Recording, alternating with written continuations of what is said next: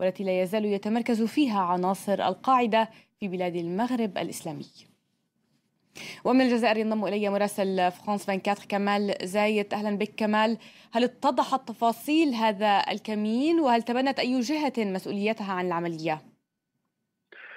إلى حد الآن لم يصدر أي بيان رسمي من طرف السلطات من جهة التي لم تؤكد بعد هذا الخبر الذي تم تداوله منذ الصباح عن طريق مصادر أمنية محلية، كما أن لم يتم أو لم تقم أي جهة بتبني هذا الاعتداء الإرهابي الذي يعتبر الأول بهذا الحجم منذ عدة أشهر، علما أن منطقة القبائل التي كانت قد شهدت نشاطا إرهابيا كبيرا خلال السنوات القليلة الماضية وحتى خلال الأشهر الماضية عرفت نوعا من الهدوء بسبب أو بفضل الضربات التي وجهتها قوات الجيش والأمن للجماعات الإرهابية، وخاصة تلك المنضوية تحت لواء تنظيم القاعدة ببلاد المغرب الإسلامي. هذا الاعتداء الذي يعتبر كما قلت الأول من نوعه كان وحدث في أعقاب كمين نصبته جماعة مسلحة مجهولة العدد لفرقة تابعة للجيش الجزائري، كانت تقوم بعمليات تنشيط في أعالي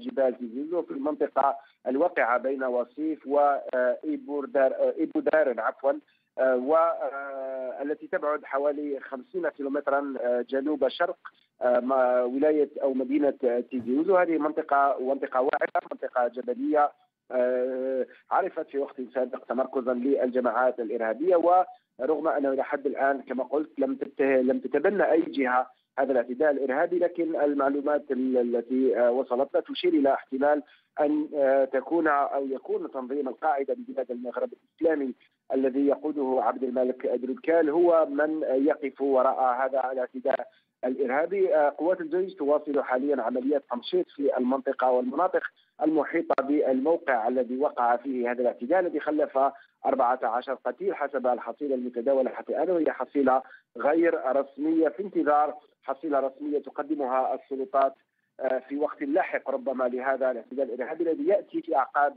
الانتخابات الرئاسية الجزائرية، ويصنفه البعض في محاولة من طرف الجماعات الإرهابية لاستغلال تواجد وسائل الإعلام الأجنبية وتسليط أضواء الإعلام الدولي على الجزائر القيام بعملية مثل هذه لإثارة الانتباه والتقليل من آثار الضربات التي وجهتها قوات الجيش للجماعات الإرهابية، علما أن الأرقام تشير إلى أن قوات الجيش قضت على حوالي 90 إرهابيا منذ يناير الماضي إلى غاية شهر مارس آذار الماضي أيضا. شكرا جزيلا لك كمال زايد على كل هذه الإيضاحات.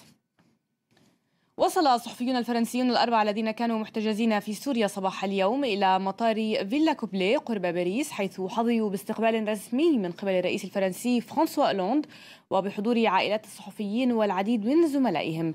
أولوند حيا كل من ساهم وساعد في إطلاق سراح الصحفيين. على متن مروحية تابعة لسلاح الجو الفرنسي كانت العودة إلى فرنسا من مطار فيلا كوبلي العسكري. الرئيس فرانسوا أولوند ووزير خارجيته لوران فابوس كان في استقبال الصحفيين الفرنسيين الأربعة الذين عادوا من محنة الاختطاف في الأراضي السورية. لقاء مؤثر مع أقارب الصحفيين وكلمة قصيرة للرئيس الفرنسي حملت بعدا سياسيا. هناك العديد من الرهائن عبر العالم يعانون الحرمان من الحرية ويخشون التهديد على حياتهم. أفكر في مصير الراهنتين الفرنسيتين في مالي. فرنسا تسعى من أجل أن تستعيد سوريا الحرية والديمقراطية، وما زلنا نسعى من أجل مفاوضات تمهد في النهاية لهذا الانتقال السياسي. هذا أمر صعب جدا، وكي يتحقق هذا يجب أن يكون هناك صحفيون يمارسون عملهم. الصحفي ديدييه فرانسوا توجه بكلمة قصيرة للإعلاميين نيابة عن زملائه.